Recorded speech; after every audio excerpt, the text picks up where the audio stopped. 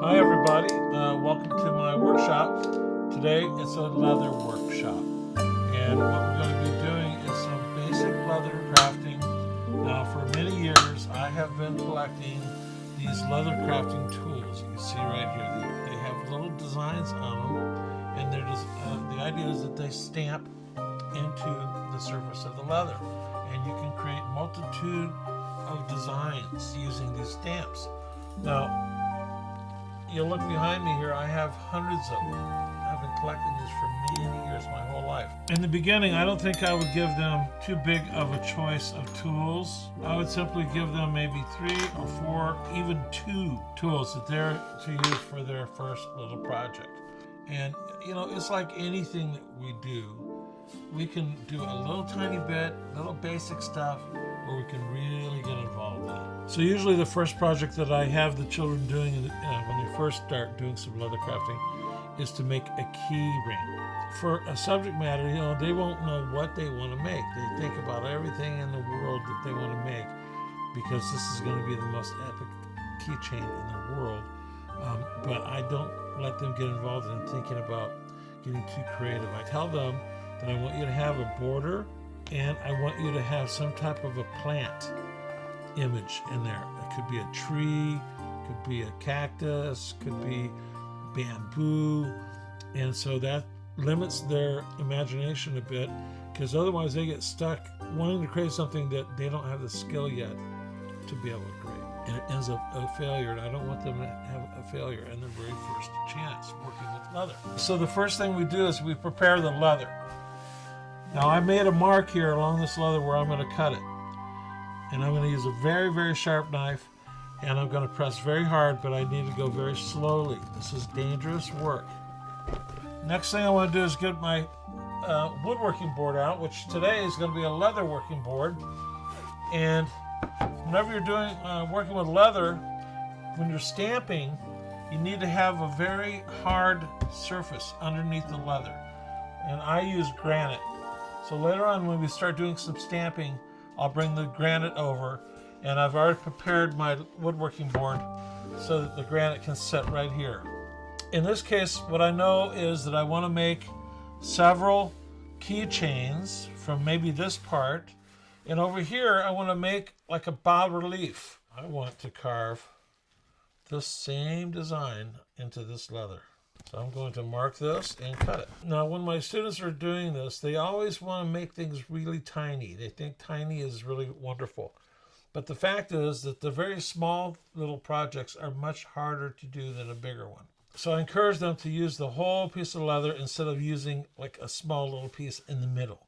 You'll see that all the time. It drives me crazy. So I want them to go all the way out to as much of the perimeter of this leather as we can get.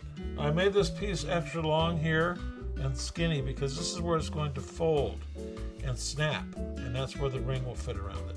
Next step is to cut out the outline that I just drew in with the Sharpie. I'm going to use this little edge beveler that'll take the edge of the leather off and clean it up and make it into a much nicer finished edge to work with.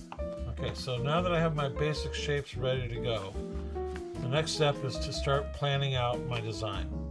I strongly suggest that they make a border around the main part of their project the first thing before they do anything else. So the border will, in this case, come in about 1/2 inch from the edge and go around in this oval shape. It will not go around this shape. And with this one, it will be about the same, about 1/4 inch border. That's the first thing that we want to get started. So I can use a pencil, and I can gently, just kind of scribble it in here like this. And this one I could use a straight edge if I wanted. So whenever you're working with this leather, you got to get it wet first before you start cutting into it. Otherwise, the stamps won't make an impression. The carving tools you're going to use won't make an impression. Now this is a swivel knife, very commonly used for carving your design into the leather. I've got a border around both of these projects. Now I know that I'm going to make this oak leaf design into this leather. So how I'm going to do it is that this is nice and damp, and now I'm going to get a mallet and I'm going to tap on the back and hopefully transfer part of that design through onto the surface. The more I hammer it, the more that design is going to transfer through. If I wanted to, I could take this book clamp and I could clamp this in here and really squeeze it, squeeze it, squeeze it. That's one way to transfer this design onto the leather. All right, let's see how it came out. Oh yeah, there it is. There's our leaf design. So now that I have the leaf impression onto the leather, I'm going to use my pencil to darken it up a little bit before I start using the swivel knife. Now the next step will be to add some dimensions, 3 dimensions to this shape here. But right now I'm going to move on to this other project that we have here. I know that this is going to fold like this, that there's going to be a button, a snap, right about there. And the little keychain is going to go here. So first of all, I'm going to go ahead and put my tree in and see what that's going to look like. For our tree, I could put any kind of tree I want. So seeing that we've already started with oak, an oak leaf, I'm going to make this kind of look like an oak tree. So again, I'm going to start with a pencil. It's going to have a nice, big, thick trunk.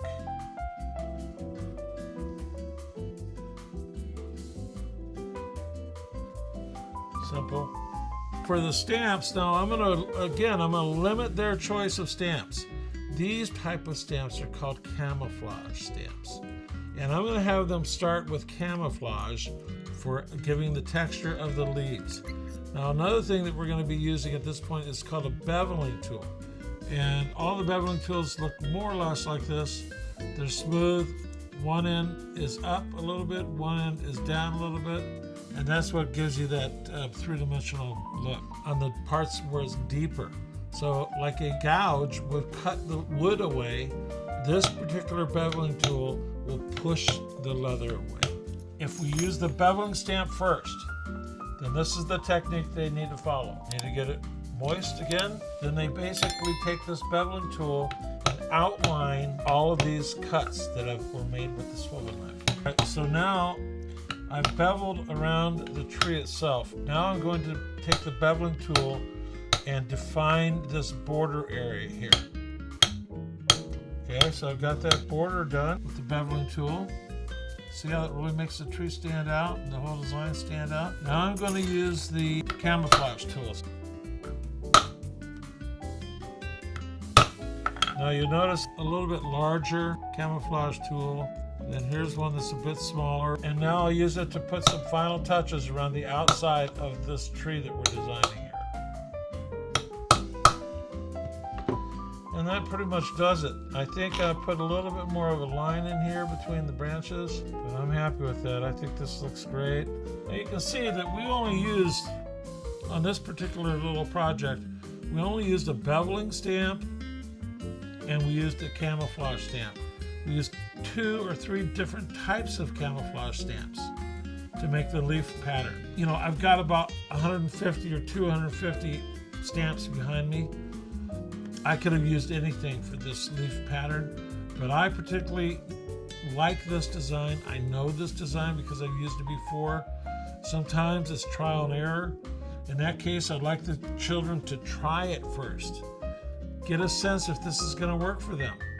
It's going to take a certain amount of imagination and creativity to turn a simple stamp into a more complicated design. They can test out different stamps, get it wet, try it out, see if they like that stamp or not. If they like it, they put it off to the side and they try a few. Then they think about combining them together in their project. So, you know, it's a trial and error thing, but I want to make sure that they have a chance to see what it looks like before they put it on their project. Because once it's on the project, it's hard to get rid of it. So the object is to use the stamps to create the design, not have the stamps be the design. So here's an example of, there's really no stamps involved in this at all. All that was involved in this is the swivel knife and the beveling tool. Now, with this one, you see that the person that made this thought it would be a good idea to have a running pattern going along here, and that the pattern itself is created by the stamp and therefore becomes the design. Here's another example of someone deciding to use all these cute little stamps to create their design. Well, this might look okay once it's been varnished with a nice belt buckle on it, but personally, there's not a whole lot of creativity and imagination that went into creating this. They relied on the stamps to create the design instead of the other way around. Now, this one's got quite a bit more work to do before I'm ready to stain it. And again, I'm going to be putting in these acorns. I'll use the bevel quite a bit on this. There's quite a bit of bevel work that needs to be done to bring this, out and make it pop out. Another thing you can do is when the leather is very, very wet, you can actually press it from behind and make it mold out. That would be a different video to show you that technique, as well as a different video to show you how to do the snap technique. However, I will show you how to put the stain finish on this project. So here, this is an antique gel. So as soon as you put that stain on, you see it settles in the darker areas here and it makes everything else just pop right out. So now that we've pretty much finished this project here, all we have to do left is to put the stamps on it and the little key ring in it, and then that's a done deal. So let's go ahead and move on to this project again and put a little more detail in using the stamps. So this is a little bit smaller beveling tool for getting in some of the tighter turns here. Okay, so I'm going to try a little experiment using the camouflage tool to create a little bit more of a texture on the inside of the leaf. The design seems a little empty over in this area and here, so I'm going to go ahead and throw in a couple of acorns. I'm going to carve them in by hand. So now I'm going to go ahead and cut it in with my swivel knife.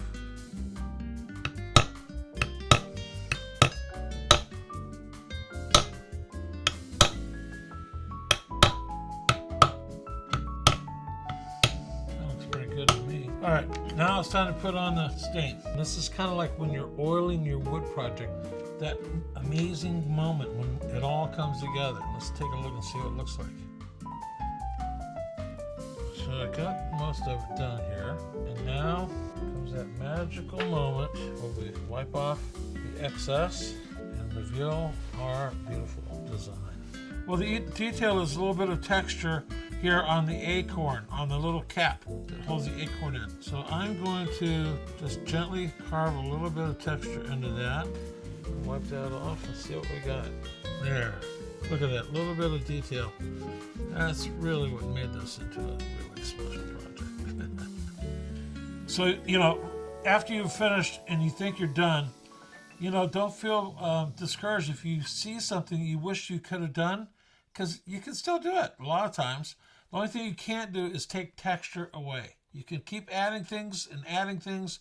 You can never erase things with leather crafting like this. So here we have these two projects. Now, remember, we use the plant kingdom as our subject matter on these two projects. You easily could have gone and used the animal kingdom. We're finishing up this little introduction to leather crafting. You've learned some of the real basic principles and some of the basic tools that we're going to be using in future projects. Of course, you can get really complicated. You can be really doing this kind of work in much, much more detail. However, for a starter, this is a good way to start. Now, I sure hope you watch our next video. It's very interesting, and I think you're going to really get a good kick out of it. Thanks for watching. See you next time.